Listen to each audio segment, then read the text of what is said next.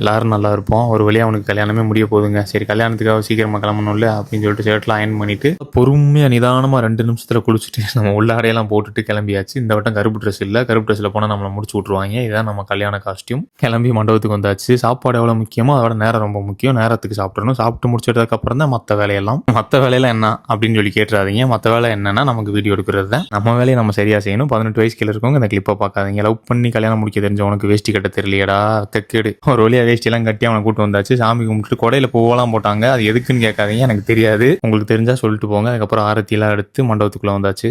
கொடை பிரிச்சாலாவது சின்ன கவுண்டர் விஜயகாந்த் மாதிரி இருக்கீங்களான்னு பார்த்தேன். இல்ல வாங்க.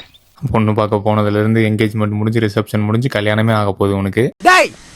என்ன அவன் இன்னும் திருந்தல மாமா. இப்போ கூட ஒருத்தவன் இன்னும் திருந்தல. கல்யாணம் ஆக போது செல்ஃபி எடுத்துக்கிட்டு இருக்கேன். இவன் கல்யாணம் தப்பி செல்ஃபி தான் எடுப்பேன்னு நினைக்கிறேன். தம்பி ஏதோ என்னால் முடிஞ்சதுப்பா. அப்படியே கல்யாண வாழ்த்துக்களை சொல்லிட்டு நம்ம வாங்கிட்டு வந்த கிஃப்டையும் கொடுத்துட்டு நம்ம ஒரு ஃபோட்டோக்கு போஸ்ட் கொடுத்துட்டு நண்பர்களோட சேர்ந்து ஒரு ஃபோட்டோக்கு போஸ்ட்டை கொடுத்துட்டு ஆர்எக்ஸை வந்து காட்டவே இல்லை. ஸோ அதனால் ஆர்எக்ஸ்க்குனே ஒரு ஃப்ரேம் வச்சாச்சு தனியாக. அப்புறம் நாங்கள் பொண்ணு பார்க்க போகிறதுலேருந்து கல்யாணம் வரைக்கும் வீடியோ எடுக்கணும்னா என்ன மறக்காமல் புக் பண்ணிடுங்க. பேமெண்ட் கம்மி தான். நம்பிக்கையோடு இருங்க. நல்லதே நடக்கும். தொடர்ந்து பயணிப்போம். அடுத்த கல்யாணத்தில் சந்திப்போம்.